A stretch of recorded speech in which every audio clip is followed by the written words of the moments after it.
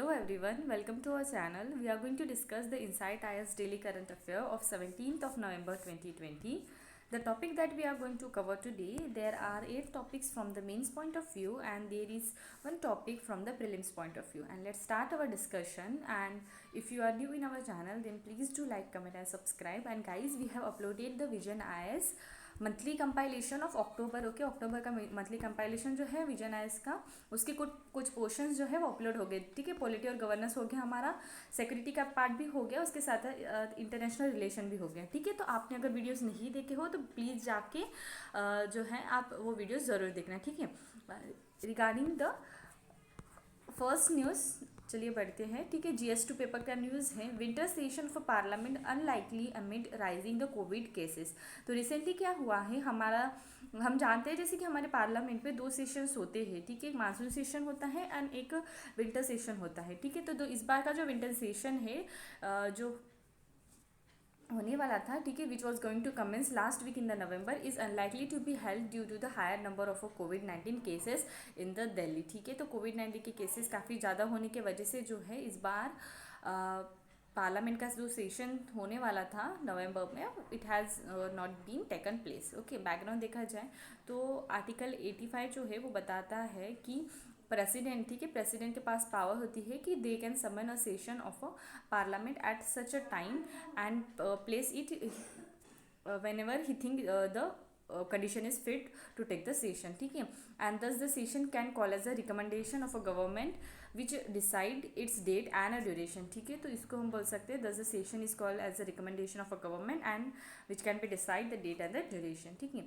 have there been any instant in the past. ठीक है, इसके पहले ऐसा कभी हुआ है क्या, तो यस, इसके पहले भी काफ़ी ज़्यादा जो है इंस्टेंट हुआ है ऐसे कि विंटर सेशन जो था वो होल्ड नहीं हुआ था, हेल्ड नहीं हुआ था। 1975 में एक बार हुआ था, उसके बाद 1979 और 1984 में भी हुआ था। ठीक है, अभी कॉन्स्टिट्यूशन इसके बारे में क्या बताता है, आर्टिकल 85 के थ्रू ऐसा बताता है कि there should not be a gap of more than 6 month between the 2 session of the parliament. ठीक है, there for the monsoon session of the parliament which was held in the September, the government has no constitutional compulsion कि जो है अभी नवंबर में session हो।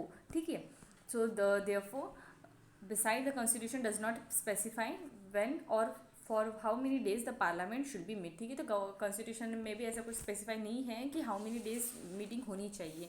ठीक है, अब नेक्स्ट पॉइंट की तरफ बढ़ते हैं कि why is the parliament session important. ठीक है, अभी पार्लियामेंट सेशन होना क्यों ज़्यादा इंपॉर्टेंस होता है। ठीक है, तो सबसे पहला पॉइंट है कि लॉ मेकिंग। ठीक है, लॉ मेकिंग जो है सारा डिपेंड करता है पार्लियामेंट के मीटिंग पे। ठीक है, इस एक्सपेक्ट को कंसिडर करते हुए हम समझ सकते हैं कि पार्लियामेंट का सेशन का इंपॉर्टेंस इतना ज़्यादा क्यों है।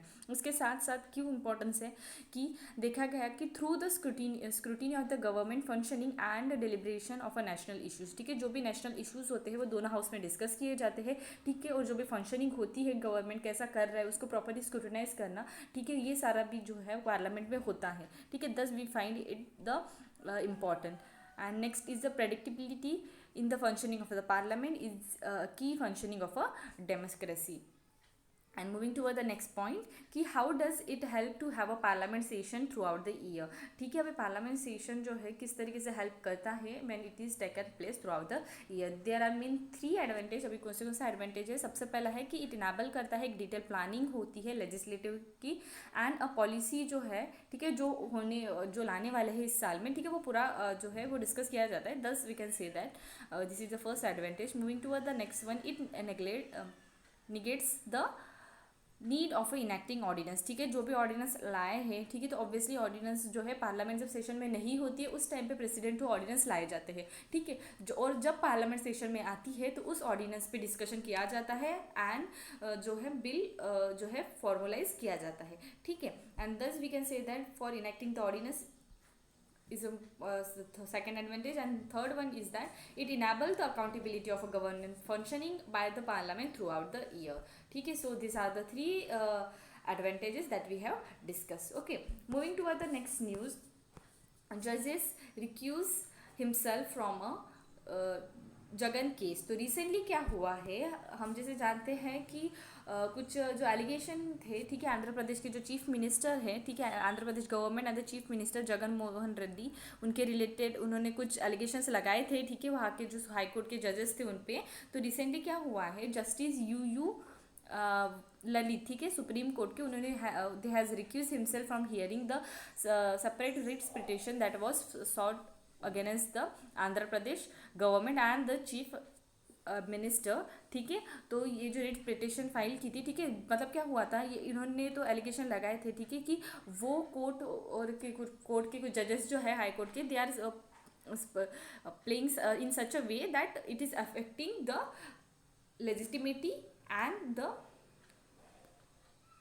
पावर ऑफ द गवर्नमेंट, ठीक है। तो ये ऐसा उनका एलिगेशन था। तो उसके बिहाफ में जो है काफ़ी सारे लॉयर्स से, मतलब कुछ लोगों ने जो है they have file a writ petition. तो अभी क्या हुआ है, एक सुप्रीम कोर्ट के जज है, तो उन्होंने रिफ्यूज़ किया है, दे हैव रिक्यूज हिमसेल्फ कि वो जो रिट पिटिशन जो लाई है उसको जो है वो हियर नहीं करेंगे, ठीक है। अब देखा जाए क्या हुआ है, ठीक है। जैसे मैंने बोला यहाँ पे कि जो separate writ petition has been short against the Andhra Pradesh government and the chief minister Jagan Mohan Reddy for a levelling false वेग and a political allegation against the supreme court जज N V Ramaiah and Ramanand and other court जजेस, ठीक है। तो उन्होंने जो है allegation लगाए थे, सुप्रीम कोर्ट के जज भी एक थे उनके ऊपर, और उधर अदर जो है हाई कोर्ट के जजेस पे, ठीक है, ये ध्यान में रखना। अब क्या हुआ है, जैसे मैंने बोला कि जो सुप्रीम कोर्ट के जज है उन्होंने तो रिक्वेस्ट कर दिया that they are not going to hear any writ petition, okay.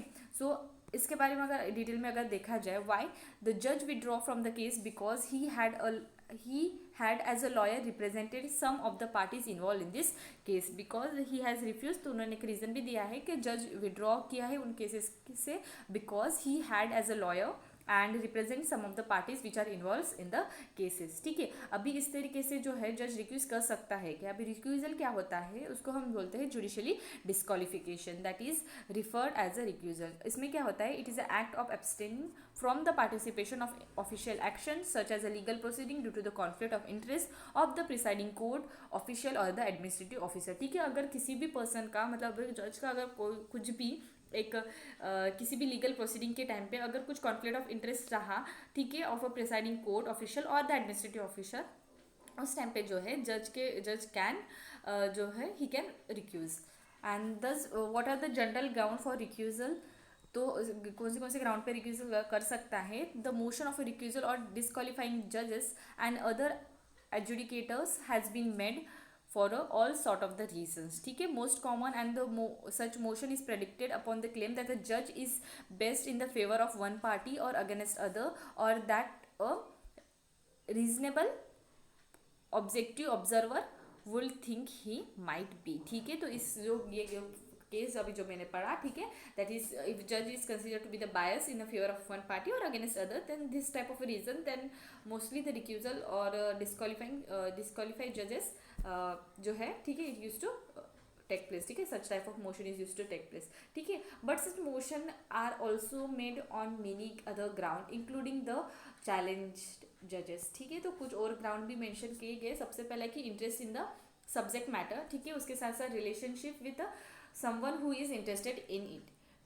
Next one is background और द एक्सपीरियंस, ठीक है, सच एज अ जज has a prior work as a lawyer, उनके साथ कभी जैसे यहाँ पे भी बोला है कि he has prior work with as a lawyer, ठीक है। नेक्स्ट क्या is personal knowledge about the parties और the fact of the cases, ex parties communication with the lawyer और the non lawyer and the ruling comment और the conduct. इस तरीके से कुछ जो है अगर इस ग्राउंड्स पे भी जो है दिस मोशन कैन एग्जीक्यूट, ठीक है। Are there any law in this regard, ठीक है, इसके रिलेटेड कुछ लॉ है क्या, तो येस यहाँ पे बताया गया है कि किसी टाइप का एक डेफिनेटली कुछ रूल्स नहीं है related to the recusal of the जजेस। और यहाँ पे कुछ 2 पॉइंट्स और मेंशन है कि जस्टिस जे चेलामेश्वर, ठीक है, सॉरी, हाँ ठीक, यस। तो उन्होंने क्या किया था, in his opinion supreme court का जो एडवोकेट होता है, advocate on record association versus union of India 2015 का जो केस था वहाँ पे हेल्ड किया था कि वेन एवर, ठीक है, वेन अ जज हैज़ अ पिक्यूशनरी इंटरेस्ट, ठीक है, अगर जज का किसी भी टाइप का कुछ इंटरेस्ट रहा on further inquiry as to the whether there is any a real danger और a reasonable suspension of bias is required to be undertaken, ठीक है। तो 2015 के केस में इस तरीके से उन्होंने बताया था। उसके साथ साथ beside in taking the oath of a जज, supreme both the supreme court और हाई कोर्ट के केस में वहाँ पे उनके पास जब ओथ लेती है उस टाइम पे बोला जाता है कि promise to be perform their duties to deliver justice without any fear and favour affection और अ इल विल, ठीक है। तो ये सब पॉइंट हो गए, ठीक है। तो there is no definite rule on the recusal of a जजेस, ठीक है।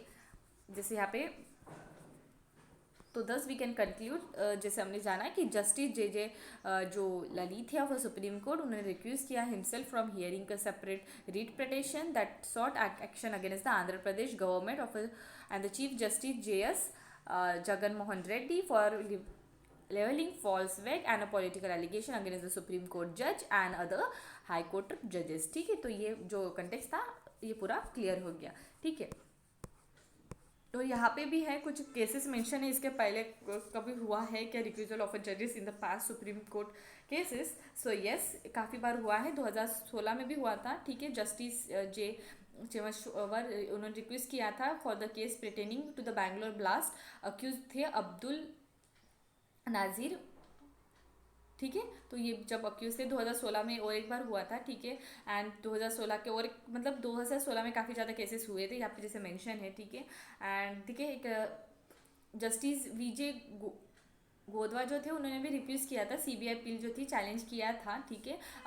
जो इलाहाबाद हाई कोर्ट है verdict dropping the criminal conspiracy case जो चल रहा था BJP लीडर LK अडवाणी के केस में, ठीक है। जब बाबरी मस्जिद का जो केस उन पे रन हो रहा था उस टाइम पे, ठीक है। 2011 में भी हुआ है और 2012 में भी, ठीक है। अभी ये केसेस उतने ज़्यादा इंपॉर्टेंस नहीं है, ठीक है, बिकॉज एक बस 2-3 केसेस आप याद रखें तो बहुत अच्छी बात है कि अगर रिफ्यूजल ऑफ केसेस में अगर क्वेश्चन आता है तो आप लिख सकते हो कि एक तो केस अभी वाला आप मेंशन कर सकते हो रिसेंट जो भी चल रहा है, और इनमें से एक जो केस है आपको जो याद रख सकते हो वो आप याद रखें तो भी मोर देन इनफ है, ठीक है। क्योंकि हमें जैसे जानते हैं कि वर्ड लिमिट होती है 250 वर्ड्स तक मोस्ट ऑफ द क्वेश्चन जो है उसको अटेम्प्ट करना पड़ता है, तो ज़्यादा जो है, ठीक है, केसेस मेंशन करना वो भी उतना ये जो है बेनिफिट नहीं रहता है, ठीक है। So moving to the next point, a day after the RCEP Jaishankar slam trade pact globalisation. तो रिसेंटली क्या हुआ है, जैसे हम जानते हैं कि हमने जो है, ठीक है, इंडिया ने RCEP का एग्रीमेंट साइन नहीं किया है, ठीक है। और कल की ही न्यूज़ में हमने RCEP के बारे में कंप्लीट डिस्कशन किया है, ठीक है। तो अगर आपने RCEP के बारे में जाना नहीं होगा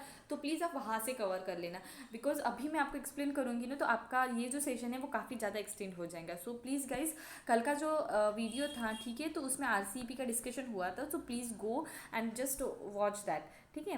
and moving today's news that context क्या हुआ है, जो हमारे एक्सटर्नल अफेयर मिनिस्टर है S जयशंकर, उन्होंने recently criticise the globalisation and the trade pact, ठीक है। उन्होंने क्या बोला है, how why he has criticise and what he had said, उन्होंने ऐसा बोला है कि जो trade pact and globalisation have allowed other countries unfair trade and manufacturing advantage in the name of openness, ठीक है। तो unfair trade और मैन्युफैक्चरिंग एडवांटेज जो है इस मतलब आप अदर दूसरे कंट्रीज़ को जो है आप ओपननेस है ट्रेड में ऐसा बोल के आप जो है अनफेयर ट्रेड कर रहे हो, ऐसा उन्होंने बोला। उसके साथ साथ उन्होंने ऐसा भी बोला है the effect of the past agreement has been deindustrialise some of the sectors, ठीक है। तो ट्रेड एग्रीमेंट बढ़ने की वजह से जो हुआ है काफ़ी सारे जो है सेक्टर्स जो है D industrialise the some of the sectors and the consequences of a future one will lock up into the global commitment many of them not to our advantage, ठीक है, ऐसा भी उन्होंने बोला है, ठीक है। अभी इसके इम्प्लीकेशन क्या है, minister comments indicate that India is not considering an offer from RCEP nation to rejoin the group, ठीक है। तो RCEP का जो है, ठीक है, RCEP regional comprehensive economic partnership, ठीक है। तो ये जो है तो इसको ज्वाइन करने का जो ऑफर है India is not going to join, ठीक है, यही इंडिकेट करता है, ठीक है। What are the economic implication of India outing of RCEP, ठीक है। तो ये पहला है कि इंडिया का कंसर्न था, ठीक है, India was concern that India's decision will impact the bilateral ties with the RCEP nation, ठीक है। तो इंडिया का एक कंसर्न है कि अभी इन्होंने जो बोला है, ठीक है, RCEP ज्वाइन नहीं करेंगे, पर जो RCEP में इनिशियली ज्वाइन कंट्री है उसके साथ एक जो रिलेशन है इंडिया का, it can impact to that relation as they may be more inclined to focus on a blustering economic ties with the blocs.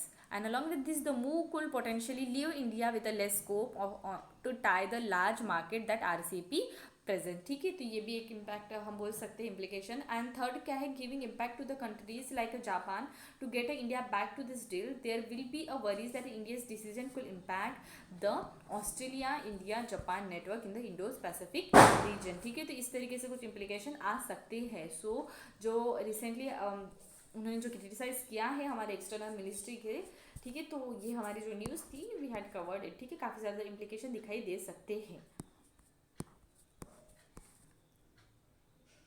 Moving toward the next point, United Nation peacekeeping mission, ठीक है। इसके mission के बारे में है, तो जो China है, with China significant scaling up the troop contribution for United Nations peacekeeping mission, India and US are looking to undertake a training of a military personnel for the mission from a South East Asian country on the line of ongoing initiative for the African country, ठीक है। जो ongoing initiative है for the African country, India and US are looking forward that they are going to take place a training for the military personnels for the missions, ठीक है। किस mission के लिए, from a South East Asian countries, ठीक है, military personnel को train करना, ठीक है। एंड इसके साथ क्या है कि it will be such case that with China significant scaling in the troop contribution for the United Nations peacekeeping mission, ठीक है। अभी India and US peacekeeping के बारे में अगर देखा जाए, ठीक है, तो इसके बारे में क्या है कि India has constantly been among the top troop contribution nation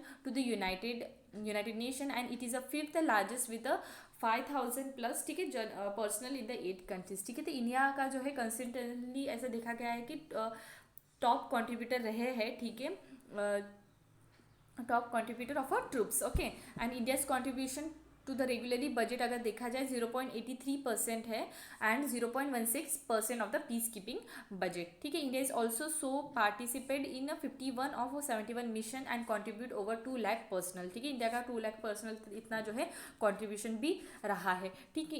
it has troop deployment in Lebanon, Golan Height, Congo, South Sudan, ठीक है। इस जो प्लेसेस जो है वहाँ पे उन्होंने जो है डिप्लॉय किया है उनके ट्रूप्स, ठीक है, इंडिया ने। And India is also being setup और 2 हॉस्पिटल भी सेटअप किया है, south Sudan and 1 in the Congo. And since 2018 से क्या हुआ है, इंडिया हैज़ कॉप्टेड अ कंस्टिंग from Kazakhstan and the mission in the Lebanon, ठीक है। तो इस तरीके से हमने एक पॉइंट कवर कर लिया, that is the India and US की पीस कीपिंग के फैक्टर में, ठीक है। इंडिया ने कितने ट्रूप्स डिप्लॉयड है, ठीक है, मतलब कितने ट्रूप्स उन्होंने ट्रूप्स का कॉन्ट्रीब्यूशन है, ठीक है, कहाँ पे, उसके साथ साथ हॉस्पिटल्स भी जो है इंडिया ने बनाए हैं, ठीक है। ये एक पॉइंट कवर हो गया। अभी हम जानते हैं कि US and UN peace keeping, sorry मैं यहाँ पे यूएस बोला था, यहाँ पे यूएन है, ठीक है, sorry for that mistake. And US का अगर देखा जाए यूएन के पीस कीपिंग में कितना ये है, तो US on other hand has a never contribute ground troop but contribute 27% of a UN peacekeeping budget, ठीक है। तो ग्राउंड ट्रूप में तो कभी कंट्रीब्यूट नहीं किया, पर 27% जो है बजट के यूएन के जो पीस कीपिंग बजट है वहाँ पे कंट्रीब्यूशन है यूएस का, ठीक है। 2016 में क्या हुआ था, इंडिया और यूएस बिगेन किया था उन्होंने एक एनुअल इनिशिएटिव, ठीक है, किसके लिए, UN peace keeping course for African partnership के लिए, ठीक है।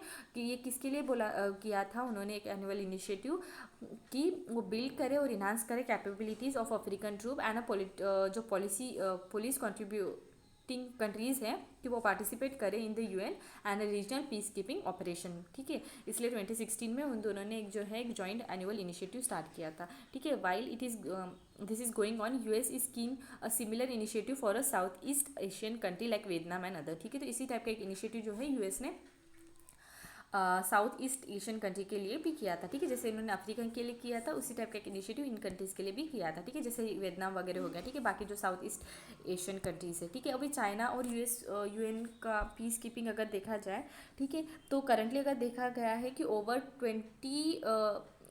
2,500 ट्रूप जो है in various UN mission has been committed and around 8,000 meter troops जो है आर एज स्टैंड बाय, ठीक है। इतने सारे जो मिशन जो है यूएन मिशन में इतने सारे जो ट्रूप्स है चाइना थ्रू है, and once implementation it will make the largest provider of a troop, ठीक है। तो अगर जो ठीक है इतने तो स्टैंड बाय पे है, ठीक है, तो इतने इनिशियली इतने तो उन्होंने दिए ही है, तो अगर चाइना जो है, ठीक है, अगर सारे जो प्रोवाइड कर दिया ट्रूप्स, तो जो यूएन का पीस कीपिंग जो है, ठीक है, तो वहाँ पे सबसे ज़्यादा जो है ट्रूप्स चाइना थ्रू ही प्रोवाइड किए जाएंगे, ठीक है।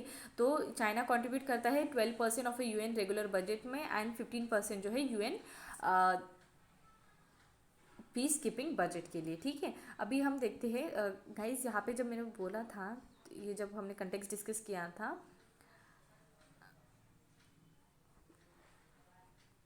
तो यहाँ पे जब मैंने यूएस, जस्ट अ मिनट, यहाँ पे मैंने यूएस बोला था, तो प्लीज़ यहाँ पे यूएन था, ठीक है। एंड आई थिंक यहाँ पे मैंने करेक्टली इस पॉइंट में मैंने करेक्टली बोला, जस्ट हो गया वो यूएस यूएन, बस एन का ही फ़र्क है, इसलिए सॉरी फॉर दैट। एंड अभी हम देखते हैं कि what is the peace keeping and its significance. अभी पीस कीपिंग के बारे में जानते हैं और इसके सिग्निफिकेंस भी देख लेते हैं। तो पीस कीपिंग जो है, यूनाइटेड नेशन पीस कीपिंग एक जॉइंट एफर्ट है, ठीक है, between the department of peace operation and department of operational support, ठीक है, इन दोनों के बीच में एक जॉइंट एफर्ट है। एवरी पीस कीपिंग मिशन जो है ऑथराइज किया जाता है security force council through, and financial resources जो होती है यूएन पीस कीपिंग ऑपरेशन के लिए वो कलेक्ट की जाती हैं। कलेक्टिवली रिस्पॉन्सिबिलिटीज़ होती है यूनाइटेड नेशन मेंबर स्टेट्स की, ठीक है। और जो चार्टर होता है यूनाइटेड नेशन चार्टर, वहाँ पे मेंशन भी किया गया है कि according to that every member state is legally obligated to pay their respective share for the piece keeping, ठीक है। जितने भी मेंबर्स होते हैं दे आर ऑब्लिगेटरी कि वो पे करें कुछ रिस्पेक्टिव जो है अमाउंट, ठीक है, for the peace keeping. Regarding the composition, यहाँ पे कौन कौन होता है, UN peacekeepers often referred as a blue beret और द ब्लू हेलमेट भी उसको बोला जाता है, because of a light blue beret और अ हेलमेट, ठीक है। कैन इंक्लूड द सोल्जर्स होते हैं, पुलिस फोर्स ऑफिसर्स होते हैं, सिविलियन पर्सनल्स भी होते हैं। अलॉन्ग विद दिस जो पीस कीपिंग फोर्सेस है वो contributed by the member state on a voluntary basis, ठीक है। कितना करना है वो वॉलेंटरी बेसिस पे ही डिपेंड करता है, ठीक है, जो भी यूएन के मेंबर्स है, ठीक है। सिविलियन स्टाफ जो होता है of a peace operation are the international civil servants, ठीक है। इंटरनेशनल जो सिविल सर्वेंट होते हैं वो होते हैं recruited and deployed by the United Nation secretariat, ठीक है। United Nation peacekeeping is guided by the three principal, ठीक है। थ्री बेसिक प्रिंसिपल के बेसिस पे जो है यूनाइटेड नेशन का जो पीस कीपिंग मिशन होता है वो गाइड करता है। सबसे पहला है कि कंसेंट होना चाहिए ऑफ द पार्टीज, इम्पार्शलिटी, ठीक है, किसी भी तरीके की जो है पार्टिलिटीज़ नहीं होनी चाहिए, ठीक है। No use of a forces except in the self defence and the defence of the mandate, ठीक है। तो खुद से जो है फोर्सेस यूज़ नहीं करना accept in the case of a self defence and the defence of the mandate, ठीक है। इस तरीके से जो है हमने ये जो न्यूज़ थी United Nation peacekeeping mission related वो कवर कर ली, ठीक है। Moving to the next points, Trump is not considering defeat, what next, ठीक है। तो ट्रम्प जो है अपनी हार नहीं मान रहे हैं, ठीक है, वो कि वो हारे हैं, ठीक है। इसके बारे में न्यूज़ है, दैट इज़ अभी यूएस के जो प्रेसिडेंट थे Donald Trump has not considered defeat to its democratic rival John Biden in the November 3 presidential election, ठीक है। जो अभी हम जानते हैं प्रेसिडेंशियल इलेक्शन हुआ था यूएस में, तो उस टाइम पे थे जॉन बिडन, वो इलेक्ट होकर आए थे। पर जो ट्रम्प है वो अपनी जो है ही हैज़ नॉट कंसिडर्ड, ठीक है, वो अपनी जो हार है वो नहीं मान रहे हैं, ठीक है। Trump and his supporter has alleged voter fraud and mounted legal challenges in several a swing states, ठीक है। तो उन्होंने कुछ वोटर फ्रॉड करके एलिग किया है, उसके साथ साथ ही is also mounting legal challenges in the serving swing several swing states, ठीक है। What will happen if the Donald Trump refuse to leave the White House, ठीक है। क्या होगा अगर डोनाल्ड ट्रम्प ने रिफ्यूज़ किया that he will not leave the White House. तो सबसे पहले यहाँ पे पॉइंट दिया है कि Trump is trying to mount a legal pressure, ठीक है, वो लीगल प्रेशर लाने का ट्राई कर रहे हैं। He has file a law suit, उन्होंने फाइल किया है in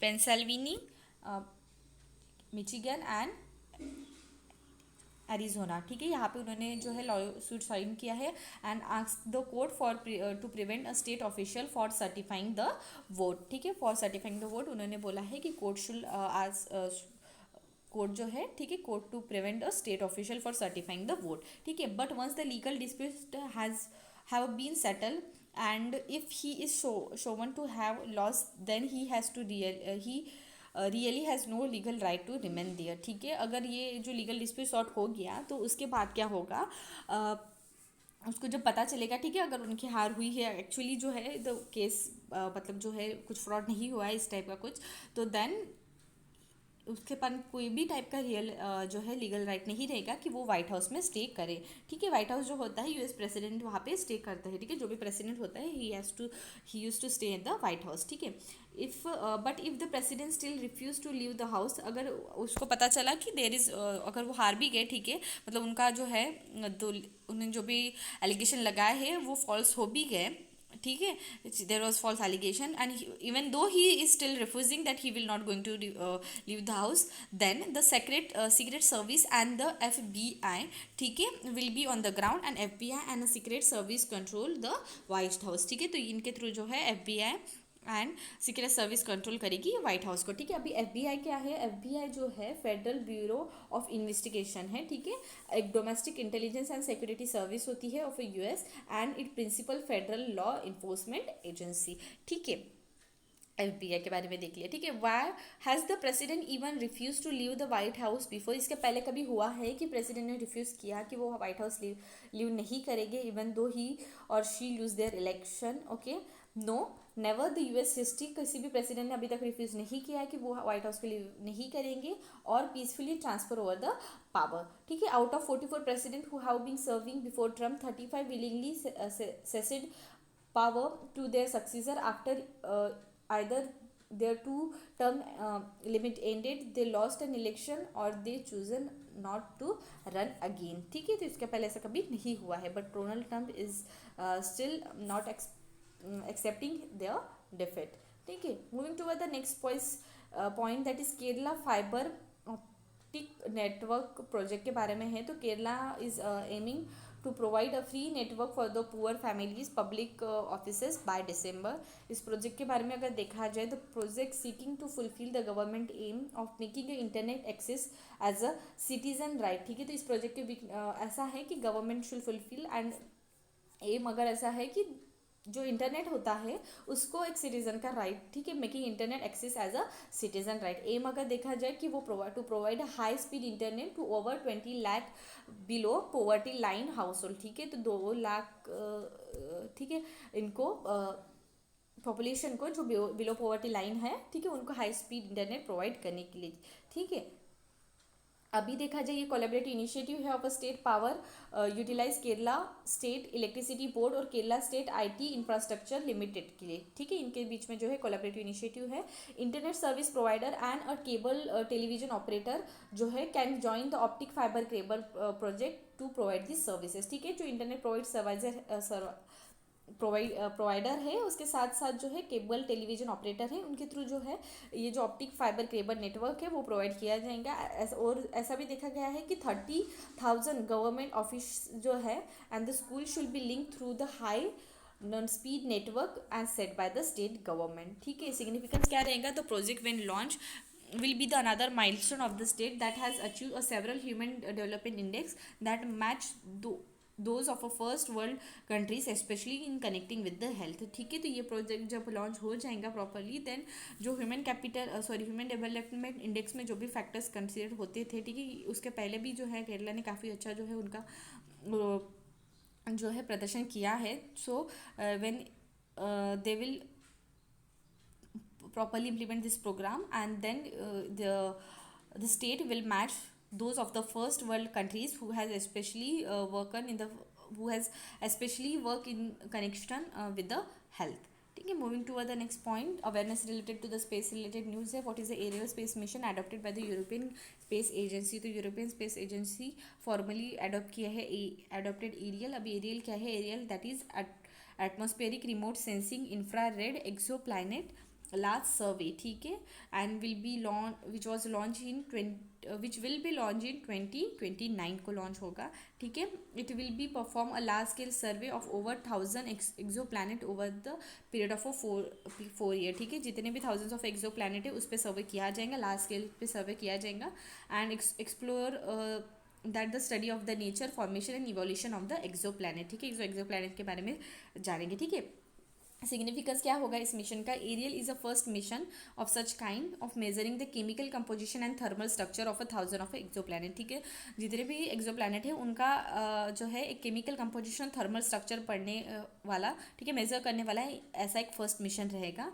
and it will be also help to answer one of the key question, ठीक है, of ESA's Cosmic Vision plan, which is what are the condition of for the planet formation and the emergence of a life. ठीक है, तो इस question का भी जो answer है it can be also use to find the answer of this question. ठीक है, अभी how exoplanet are found, ठीक है, तो as per the NASA one of the handful of the exoplanet has been found using a telescope and the rest has been detected through the indirect methods. ठीक है, तो telescope through कुछ find हुए हैं और कुछ जो है इनडायरेक्ट मेथड्स जो है उसके थ्रू फाइंड हुए हैं। ठीक है, अब इनडायरेक्ट मेथड्स किस तरीके से?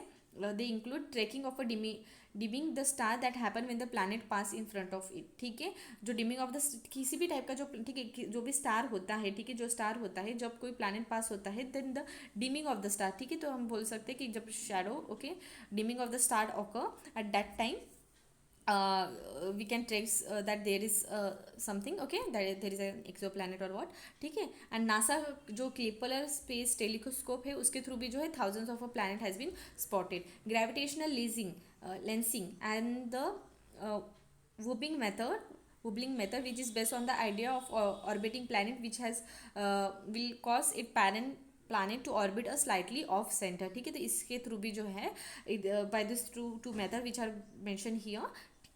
ठीक है, तो काफ़ी सारे exoplanet has been found. Why study exoplanet?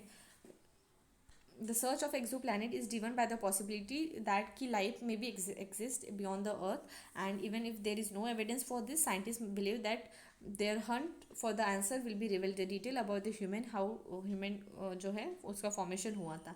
ठीक है, की पॉइंट अगर देखा जाए, as of now the existence of more than 4,000 जो है exoplanet is consider to be confirm and thousand of other candidate exoplanet that has been further observation. ठीक है, कि वो भी हो सकते हैं, ऐसा है। और प्रोक्सिमा सेंचुरी बी, ठीक है, is a closest exoplanet of the earth and it is 4 light year away and inhabited करता है the habitat zone of its star which means that it could be possibly have a liquid water in this surface। ठीक है, Proxima सेंटेरिया B, ठीक है, closest exoplanet है। ठीक है, moving to the next planet, sorry next news. The US and the climate after Donald Trump. ठीक है, तो प्रेसिडेंट जो इलेक्ट हुए हैं जॉन बिडेन, ठीक है, उन्होंने पब्लिकली ऐसे स्टेट किया है। ठीक है, जैसे हम इनिशियली जानते हैं कि जो पेरिस एग्रीमेंट जब डोनाल्ड ट्रम्प के टाइम पे था उन्होंने पेरिस एग्रीमेंट से बाहर गए थे, तो अभी है जो जॉन बिडेन है उन्होंने पब्लिकली स्टेटमेंट दिया है कि जो यूनाइटेड स्टेट है they seeking that they will be rejoin the Paris agreement as soon as when he will assume the office. ठीक है, and what is a Paris agreement? तो वो 2015 में पेरिस एग्रीमेंट आया था जो सीक करता है to keep the rise of a global temperature to within a 2 degree compare to the pre industrial time. ठीक है, तो जो ग्लोबल टेम्परेचर है, ठीक है, उस पर ध्यान रखने का within the 2 degree Celsius compare to the pre historical time and a target that can not possibly be achieve without the active participation of the United State. ठीक है, United State is still largest emitter है global जो है green house gases का in the world after the China. And what was to be the US role? अब US role का क्या है, यूएस का रोल क्या है पेरिस एग्रीमेंट के यहाँ पे? तो पेरिस एग्रीमेंट टारगेट करता है, target means that US would have to reduce the emission by at least 1.5 billion ton in the next 1 decade and hopefully more than that। ठीक है, तो 1.5 बिलियन जो है उनको इमिशन रिड्यूस करना पड़ेगा यूएस जो है पेरिस एग्रीमेंट के अकॉर्डिंग, बिकॉज जो यूएस है it is second largest emitter of a greenhouse gases in the world after the China। ठीक है, but what is even more crucial is the ability of a US to mobilize the climate fund। ठीक है, तो एक वो जो crucial है that is the ability कि US to mobilize the climate fund particularly from the private corporation। ठीक है, जो कि है for achieving the 2 degree Celsius target. ठीक है, 100 of a billion of a dollar is required every year. ठीक है, इतने सारे जो डॉलर्स है, ठीक है, वो it will be required every year to enable the transition toward the low carbon economy. ठीक है, तो काफ़ी ज़्यादा अमाउंट जो है वो खर्च करना पड़ेगा to have a low carbon economy। The absence of a US as a key facilitator for this process it will be the huge setback। ठीक है, तो इतना अमाउंट जो लगेगा ऑब्वियसली यूएस का अगर सपोर्ट नहीं रहेगा, ठीक है, की फैसिलिटेटर एक्ट करता है, ठीक है, इस स्टेप के उनका अब्सेंस रहेगा तो बहुत ज़्यादा इम्पैक्ट हो सकता है। This we can say that what that there is an important role of a US in this Paris Agreement. ठीक है, what are the impact of a Trump administration moves on issue related to the climate. ठीक है, अभी Trump ने जो है Paris agreement से तो बाहर ले गए. ठीक है, तो उसकी वजह से क्या जो है इश्यूज आए हैं. ठीक है, उसके बारे में अगर देखा जाए, on his campaign trail Trump has describe climate change as a hoax. ठीक है, उन्होंने ऐसा डिस्क्राइब किया, ह्यूमरस करके उन्होंने बोला क्लाइमेट चेंज. एंड उन्होंने ऐसा प्रॉमिस किया to walk out from the landmark Paris Agreement that has been finalized just a year earlier. Trump delivered a promise within the 6th month of his presidency. Many of his decisions during the presidency on coal, clean energy were also been deepened or detrimental to the climate objective. ठीक है, जो climate objective है उसको कहीं ना कहीं deteriorate किया है. ठीक है, जो पॉलिसीज़ उन्होंने उनके टाइम पे लाई थी related to the coal and clean energy. ठीक है, to promote domestic job and spur the economic activity which were directly promoting the fossil fuel industry which obviously lead to the emissions of a high amount of greenhouse gases. And along with this, they include a revising to 2015 order mandating that US federal government agencies to reduce own greenhouse gases emission by 40% in the 10 year compared to the 2008 level. ठीक है, तो जो Paris agreement में mention है कि green house gases का emission को reduce करना है यूएस को. ठीक है, उस पर भी जो है they include a revising of that. ठीक है, इस तरीके से जो काफ़ी ज़्यादा जो है इम्पैक्ट हुआ है ट्रम्प के एडमिनिस्ट्रेशन के टाइम पे. ठीक है, what happen now with the Joe Biden है. ठीक है, they are assuming the presidency and US is expected कि वो ज्वाइन करे. ठीक है, and another round of a policy revisal of climate change and the return the Paris Agreement. Return to the Paris Agreement is almost a certain. ठीक है, Paris agreement related यहाँ पे कुछ इंफॉर्मेशन दी है. अप्रूव किया गया है 195 countries to if will take affect after from 2020. ठीक है, यहाँ पे कुछ पॉइंट्स मेंशन है टेम्परेचर रिलेटेड. ठीक है, keep warming well below 2 degrees Celsius, continue all effort to limit the rise of a temperature to 1.5 degree Celsius. ठीक है, फाइनेंशियल 2020-2025 तक देखा जाए तो रीच कंट्री जो है वो प्रोवाइड करेंगी $100 billion from 2020 as a floor and amount will be updated by 2025. ठीक है, यहाँ पे और एक पॉइंट है डिफ्रेंसिकेशन. यहाँ पे मेंशन है कि जो डेवलप कंट्रीज़ हैं. ठीक है, develop countries must continue to have to take a lead in the reducing of a green house gases. ठीक है, जैसे हम जानते हैं डेवलप कंट्री जितनी होंगी तो उनके डेवलपमेंट में कहीं ना कहीं जो ग्रीन हाउस गैसेज का एमिशन है वो भी बहुत ज़्यादा होगा. So develop countries must continue to take a lead in reducing this green house gases and developing countries जो है are encouraging to enhance their effort and made the time over time the cut. ठीक है, तो over period of time वो भी जो है they should also reduce the emission objective जो 2050 तक है. तो एम है ग्रीन हाउस गैसेज इमिशन. ठीक है, to the peak as soon as possible उसको रिड्यूस करने का. एंड 2050 तक देखा जाए from 2050 rapid reduction to achieve a balance between the emission from a human activities and other that will be capture by the sink. ठीक है, burden sharing जो है वो भी है. डेवलप कंट्री जो है वो काफ़ी ज़्यादा जो है financial resources should help developing country. ठीक है, डेवलप कंट्री डेवलपिंग कंट्री को हेल्प करे. ठीक है, अदर कंट्रीज आर इन्वाइटेड कि वो प्रोवाइड करे support for the volunteer basis. Revival mechanism 2023 तक अगर देखा जाए तो revival every 5 year first world review 2023 में होगा. एंड ईच रिव्यू जो है वो it will be inform the country in adapting and inhancing their pledge. ठीक है, जो भी प्लेज उन्होंने ली हैं. क्लाइमेट डैमेज के बारे में भी है कि vulnerable countries have on reorganisation of the need for adverting, minimizing and addressing the losses suffered due to the climate changes. ठीक है, इस तरीके से फिगर में बहुत सारे जो पॉइंट है की पॉइंट जो है पेरिस एग्रीमेंट के वो कवर हो गए. Moving to the next point, fact related to the prelim. Statue of a peace unveil in Rajasthan. जो हमारे प्रधानमंत्री है पीएम नरेंद्र मोदी उन्होंने अनिवल किया है statue of a peace in Rajasthan. And to the mark of a 151 birth anniversary celebration of a Jainacharya Shri Vijay Vallabh Suryeshwar ji Maharaj. ठीक है, इनके बर्थ एनिवर्सरी के ओकेजन पे उनका जो ये है स्टैचू वो 151 इंच टॉल है. And it will be made from the ashtadhatu that is 8 metal through बनाया हुआ है with copper being a major constituent. Copper जो है मेटल कंस्टिट्यूट है वहाँ पे और बाकी जो है 7 मेटल्स थ्रू जो है वो बनाया गया है. ठीक है, अगर इनके बारे में अगर देखा जाए. ठीक है, जैनाचार्य Shri Vijay Vallabh Suryaveshwar Ji Maharaj. So he was a sant who used to live during the 1870 1954 के टाइम पे, lead and austere life, working selfless and dedicated to spread a message of a lord Mahavira. ठीक है, उनका जो मैसेज है he used to spread, and he also work relentlessly for the welfare of a masses, spread an education and eradicate the social evils, wrote inspirational literature, ठीक है, poetry, essays, ठीक है, devotional hymns and satavans, and he also gave a active support for the freedom movement and the causes for the Swadeshi. ठीक है, तो इनका काफ़ी ज़्यादा मेजर रोल रहा है. In this way we conclude our today's section. Have a nice day. Thank you.